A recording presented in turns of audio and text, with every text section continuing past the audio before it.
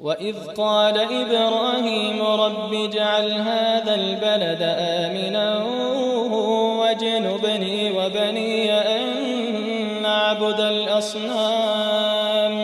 رب إنهن أضللن كثيرا من الناس فمن تبعني فإنه مني ومن عصاني فإنك غفور رحيم ربنا إني أسكنت من ذريتي بواد غير ذي زرع عند بيتك المحرم ربنا ليقيموا الصلاة فاجعل أفئدة من الناس تهوي إليهم وارزقهم من الثمرات لعلهم يشكرون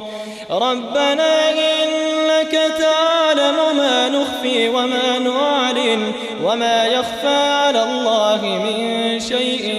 في الأرض ولا في السماء الحمد لله الذي وهب لي على الكبر إسماعيل وإسحاق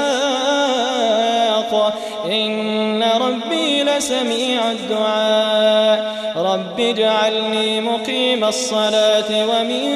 ذريتي ربنا وتقبل دعاء